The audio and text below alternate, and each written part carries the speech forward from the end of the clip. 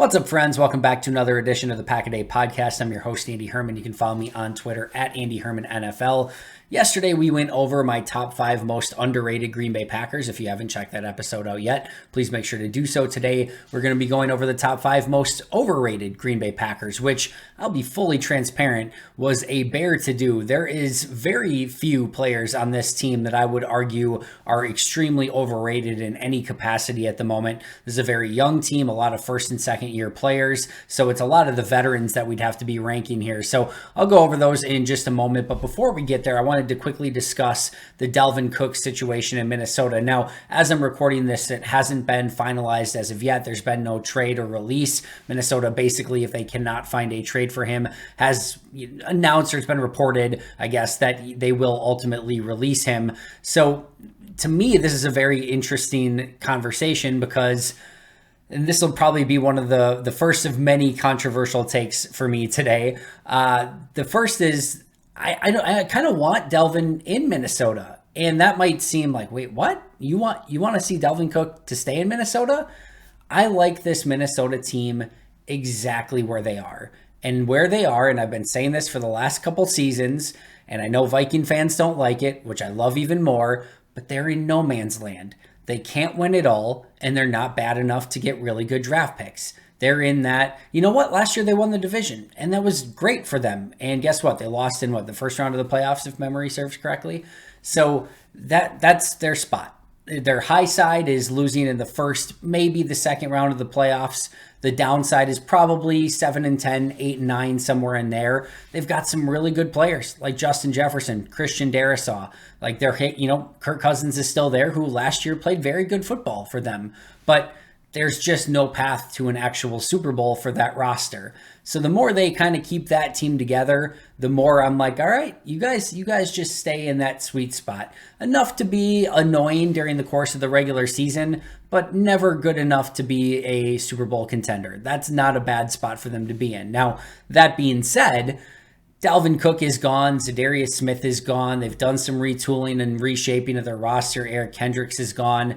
This is a team that, to me, is going to take a semi-significant step back, and maybe even more than that. We know last year that they were a team that probably wasn't as good as their record showed. Their DVOA wasn't great. We know that, they won a lot of one-score games, a lot of extremely close games, some games they shouldn't have won, and that's probably not only going to catch up with them in general, but now without some of these key players, it's probably going to hurt them even more. So this is still a team that could win the division. I don't think there's any question about that. I have said all along, Minnesota, Detroit, Chicago, Green Bay, if you rank them anywhere 1 through 4 on any of those teams, nothing would shock me this upcoming season. Bears 1, Bears 4, sure. Lions 1, Lions 4, sure. Vikings, Packers, same thing. Anything in between, nothing would shock me this upcoming season. So I'm really looking forward to seeing how the North plays out. But without Dalvin Cook, things just got a lot harder for the Minnesota Vikings, and I think this is a very interesting year for Minnesota, and maybe ultimately the year that they go from, hey, we're going to get rid of a couple of our players, a few of our players, to, all right, they need a massive rebuild, and maybe they need to move on from Kirk Cousins and things like that. I think this could be a little bit of a comeback to reality for the Minnesota Vikings. All right, so let's move and transition to what is arguably my least favorite episode of the year. But if I'm going to do my top 5 most underrated Packers, it's only fair that I do my top 5 most overrated Green Bay Packers. And as I mentioned, this was extremely hard to do. I don't think that there's very many Packers that are extremely overrated in any capacity. So this was a little bit nitpicky. And as I mentioned, you guys are not going to like me on this one. I'll tell you it ahead of time, but I have some reasons, and I hope that you hear me out and listen to why I'm going over some of these players. It's not that I don't like any of them. In fact, I like every single Packer that I'm going to discuss today. But one of the big things that we talked about a season ago, if you remember the season, it wasn't necessarily that they were a bad football team. I thought there were certainly some mistakes that were made. Rodgers was a little bit beat up at times, but one of the big things that I harped on through the course of the season was that their stars needed to play like stars. Aaron Rodgers did not play like a star a season ago. Kenny Clark did not play like a star a season ago. Devondre Campbell did not play like a first-team All-Pro. Eric Stokes and Rasul Douglas, we can argue the star terminology there, but they didn't. Adrian Amos didn't come close to playing like a star a season ago. Aaron Jones, I didn't think played quite up to the level that we've seen him play at in the past. Elton Jenkins did not. David Bakhtiari was still a little bit banged up, you could tell. Their stars needed to play like stars, and they did not through the vast majority of last season. So we're going to see some stars on this list. Do I think they're bad football players? No, not at all. And we'll get to that more in just a moment. But a huge piece of why some of these players are on this list is because they didn't necessarily play up to the expectations, the high expectations that they had set for themselves a season ago. And a huge piece of this list is, the reason why some of the players are on this list is because my expectations for these five people are extremely, extremely high. And that's why I want to see a little bit more. So without further ado, I will start with number one on my list. And it was a player that was also on my list a season ago. And that's Elton Jenkins. And guess what? People didn't like when he was on my list last year. And I guarantee you, people are probably not going to like when he's on my list this year either. Elton is a very good guard. There is no question about it. He's a very good offensive lineman. There is no question about it. All 32 teams would like to have Elton Jenkins on their roster. The Packers are extremely lucky to have Elton Jenkins on their roster. The contract is fantastic. He's got positional versatility. You can play him almost wherever you want to on the offensive line. Everything is peachy in those regards. However, let's go over a couple of the other things. Last year, for me, I had him graded as a negative 0.45. So 0 is even, 60 is even for PFF. I had him at a negative 0.45. PFF had him at a 72.3. So I had him as a slightly below average player. PFF had him as a above average player. Now, to be fair, once he settled back into left guard, and he had one game at left guard where he struggled a little bit, still coming back from his ACL injury after struggling mightily at right tackle. One game at left guard struggled. Then he took a week off and didn't play that week. And then he came back at left guard and for the rest of the season played plus 4.75 football, which would equate to plus 9.0 over 17 weeks, which would have been extremely my highest graded player from a season ago, which was Aaron Jones at plus 5.25. Again, if you extrapolate those numbers over the course of a 17-game season, just what he did after settling back into left guard, he would have been my highest graded player a season ago. So yes, he graded in the negative, but once he got back to left guard, things were good once again. His PFF grades throughout the course of his career, 69.1, good, 66.9, above average, 82.1, really good, 72.3, good. All right, so those are good numbers. My grades for him, plus 3.8, good, plus 8.95, really good, plus 2.65 in the injury year, fine, negative 0.45, slightly below average. And those are good grades. They are good grades all day, every day, both for Pro Football Focus and myself. And I'll say it once again, every team would love a offensive lineman with those grades. But if we're talking Pro Bowl, all-pro caliber players, we're talking in the 80 to 85 range or above, maybe even 90s for PFF. You're talking about a plus 10.0 player or higher for my grades if you want to be in that Pro Bowl slash all-pro type conversation. So while I think he is a good player and while I think he's graded out well throughout the course of his career, I think there's a lot of people that just have this idea of Elton's one of the best offensive linemen in football. He's an all-pro. He is clearly one of the top Pro Bowl caliber offensive linemen, and he just hasn't been that quite yet. And I would put him in the realm of really, really good, really, really good. But I think when you are searching for great players and Green Bay needing more great players, more star players on their team, I think this is a player that has that capability, but hasn't reached the great status quite yet. In his second season, I was pretty close to putting him there, but over the course of a 4-year career, partially due to a injury in year 3 and coming back from an ACL in year 4, that clearly plays a large role in this. But if you look at a 4-year career so far for Elton Jenkins, I would argue that it is really, really good, but not quite yet great. And again, Pro Bowl, all-pro players are ultimately great. Again, I love the contract, love the player, but I just don't quite put him in that upper echelon of players yet. The other thing here is that he has that positional versatility, right?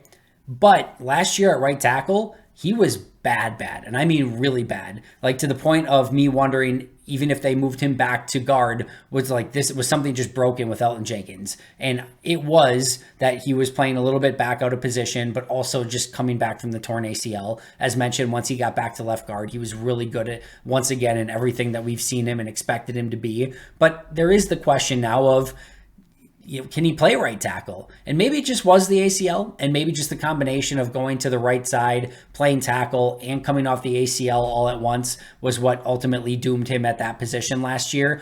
But it was so bad that I would be very hesitant to ever put him back there again.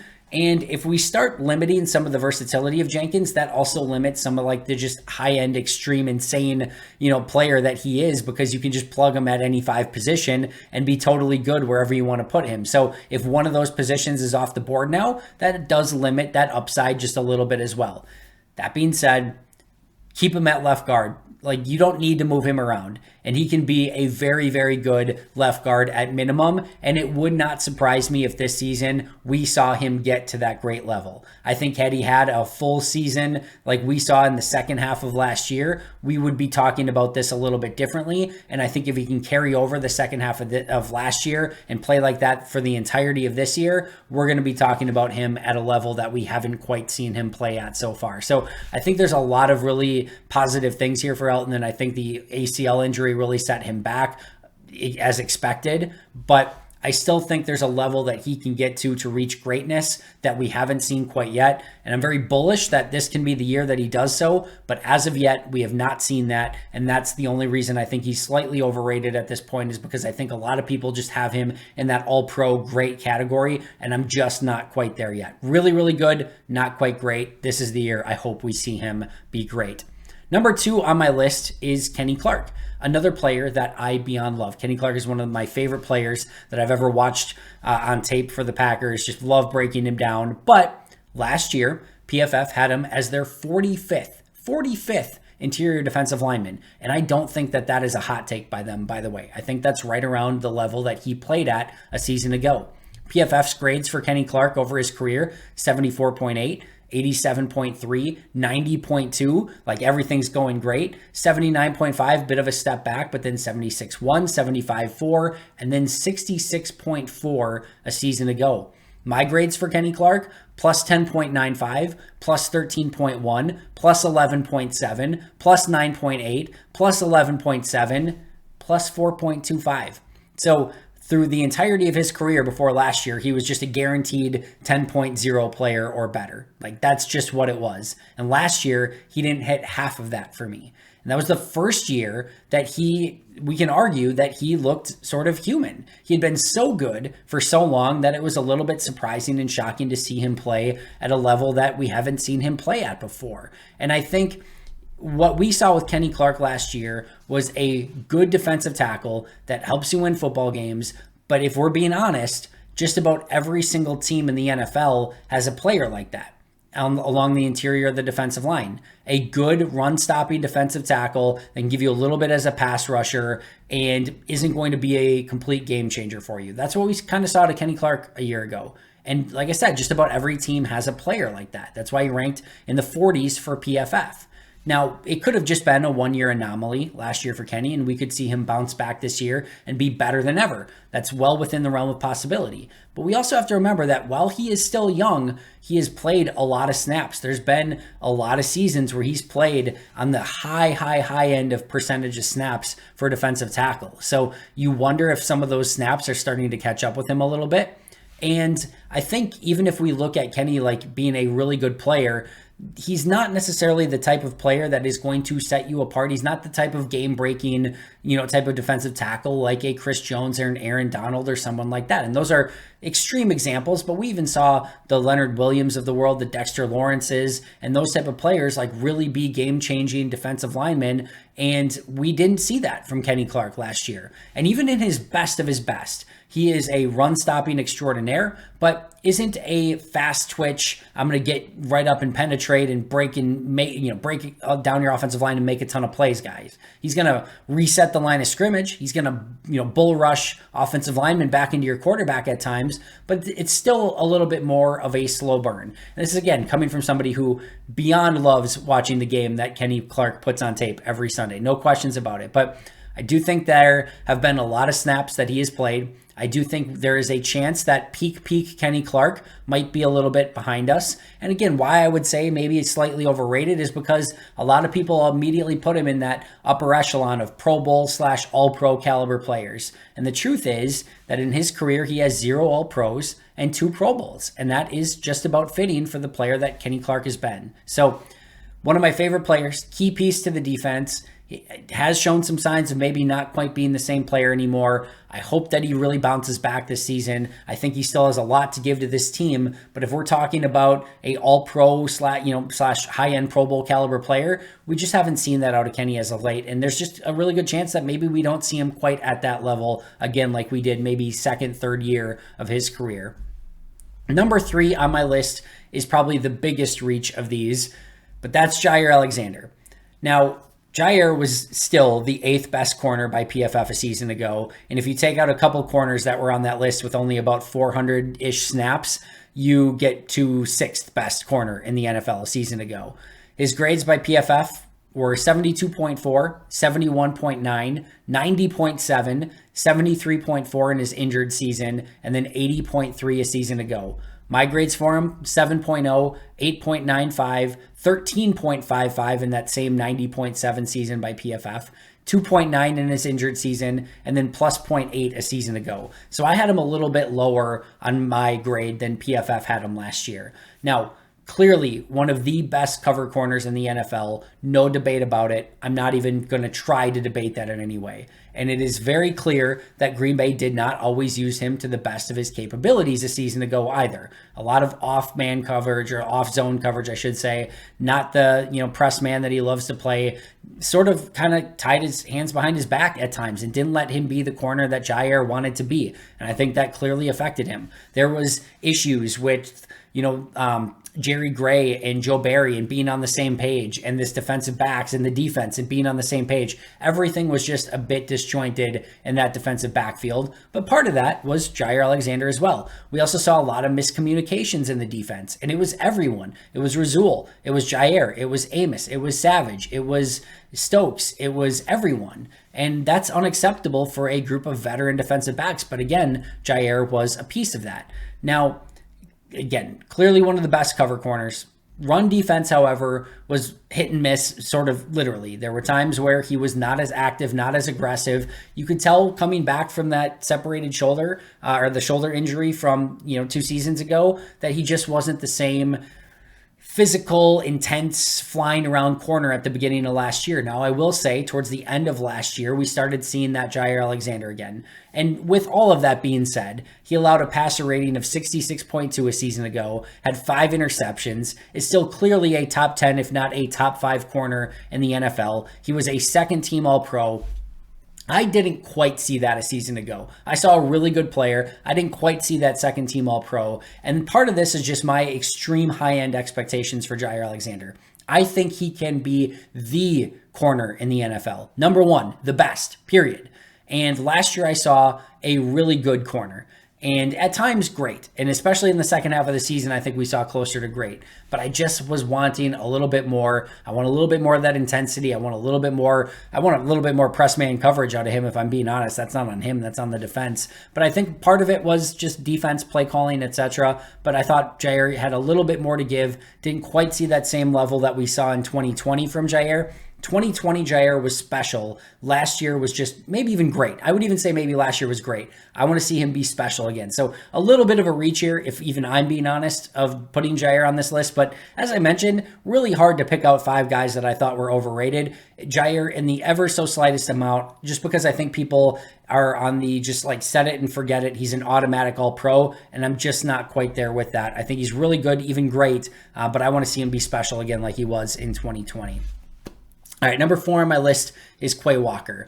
And my reasoning for putting Quay on this list is because I've seen a lot of people comment and say Quay's going to take this, he's going to be so good in his second season, and he was already good a season ago. He's clearly a really good starting linebacker already, and we need to pump the brakes on that quite a bit. Quay Walker was ranked 70th out of 81 eligible inside linebackers by PFF a season ago. His 34.9 run defense rating was the 6th worst of any eligible inside linebacker by PFF. His negative 3.4 grade for me was the 4th worst of any player on the Packers defense. Only Stokes, Amos, and Savage were worse for me a season ago. I only graded him in the positive in 5 out of 17 games from a season ago. He was slow to diagnose plays. He really struggled to get off of blocks. He missed 13 tackles, gave up a passer rating of 93.0 per PFF. He got kicked out of 2 games. There were a lot of miscommunications in coverage and a lot of missed assignments. Those are all legitimate things that happened a season ago, period. Now, he was a rookie inside linebacker. It is a very tough position to play as a rookie. There is a lot on your plate, and everything is attacking the middle of the field. You've got to diagnose play action. You've got to diagnose run or pass. You've got to figure out, who's coming on crossers, who's behind you, who's in front of you, there is a lot going on in the middle of the field for a rookie inside linebacker. It is a very tough position to play a ton of snaps on as a rookie. And then to, expound upon that even more, he then had to call the plays when Devondre Campbell went out for a period of time, which made things even harder for him.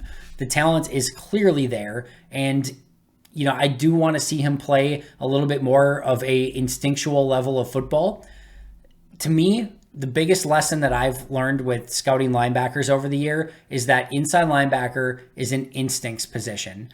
You can be fast, tall, athletic, all of that for days, and if you don't have the instincts, it is going to be very difficult for you to succeed in the NFL. And last year, what I saw was a massively talented inside linebacker that lacked the instincts. And some of that can come with time. Some of that is learned, but I need to see a more instinctual Quay Walker in year 2 before I'm ready to buy into him as a legitimate good starting inside linebacker in the NFL. Now, he had 2 sacks, 3 forced fumbles, 5 pass breakups. We saw some of those flash plays. And when he was drafted and he was in rookie minicamps and OTAs, it was abundantly clear right away why Green Bay was bullish on him and wanted to take him in the first round. He's a pure athletic specimen, and I'm really excited still about his upside, but I need to see a little bit more instinctual play, a little bit more fast play from Quay Walker, because if you run a 4.40, but you don't have that ability to diagnose plays, it's like you're a 4.8 guy. And that's where I need to see him just play a little bit faster and diagnose things a little bit faster. I do think he has a lot of work to do in year 2. The talent is clearly there, but I'm hoping to see a real big jump from Quay in his second season. And number 5 on my list, you guys are going to hate me the most for this one, I think. Number 5 on my list is not a player, but it is Rich Bisaccia. Now, all right. Rich Bisaccia last year, and this Packers special teams, per Rick Gosselin, who's like the special teams god of grading special teams, had the Packers as the 22nd graded special teams in the NFL, which is basically in the bottom third of special teams still. PFF had the Packers special teams ranked as 26th overall, which is one of the worst special teams in the league. So 22nd, 26th, wherever you want to put them, this was still a bottom third special teams from a season ago. This is also a special teams coach that had Amari Rodgers returning over Keyshawn Nixon to start the season, both as a kick returner and as a punt returner. Didn't move to Keyshawn Nixon until later in the year. This is a special teams that still allowed 4 blocked kicks a season ago. Worst in the NFL for any team. All right. The argument could be made that had it not been for Keyshawn Nixon coming on the scene, that this would have still been a bottom 2 or 3, maybe bottom 2, maybe bottom 1 special teams a season ago, had it not been for Keyshawn Nixon.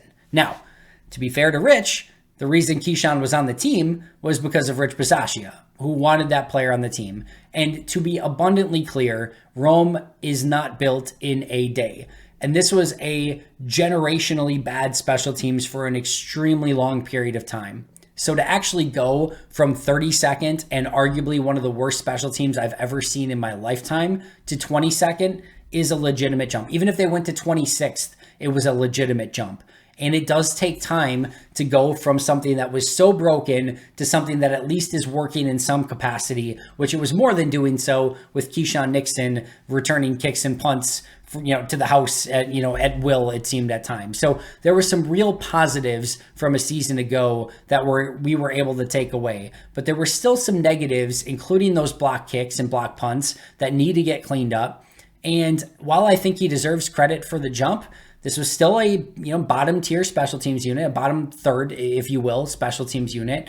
And if you look back at Rich Bisaccia's career, he's usually been a middle of the road special teams, regardless of where he's been, usually in that 16th-ish range. So I think a lot of people are just of the mind that Rich Bisaccia is going to lead this team to a top 10, top 5 special teams group. Maybe he does. And certainly Keyshawn Nixon being the returner for all of the season will help with that as well. They got a new kicker. I'm not a huge fan of Pat O'Donnell as a punter. I think he's fine. I think they've got some things that they still need to work out on special teams as a whole. So he deserves credit for the jump.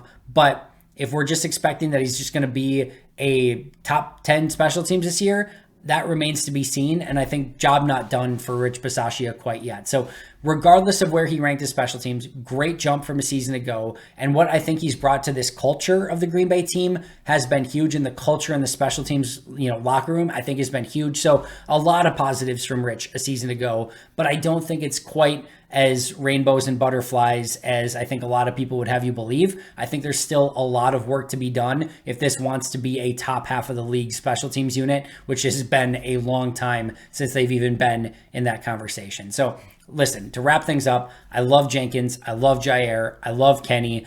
Rich Bisaccia has done a really great job with what he's been given and taking over a generationally bad special teams. He's been mostly as advertised. We've seen a huge improvement in year one. Quay has all the potential in the world. I have high expectations for all 5 of these individuals and hope they play through the roof this season. And it'll look laughable that any of these 5 on my list prior to the season. That's the hope. But I think if I were to say on the roster as a whole, where it's really tough to pick out, younger, this is a very young team. It's very difficult to pick out players that are quote unquote overrated. This is probably the closest that I could come to putting together a list of 5. And I think all of these are slightly overrated individuals and in very minor terms. All 5 are very important to the Packers, Quay being the biggest question mark of the 5. And I'm very excited to see what all 5 are able to accomplish in 2023 in any capacity. That's going to do it for me today. Don't unfollow. I promise there's a lot more positive episodes. This is your first episode listening to Pack-A-Day. First of all, thank you for making it this far. But just know that this is not my usual brand of episode. Usually it's much more positive, and even here, I tried to water it down as much as I could. But I do think there's some work for these 5 individuals to do, and I hope they're able to do that in 2023. I'll see you guys tomorrow right back here. But until next time, and as always, go Pack Go.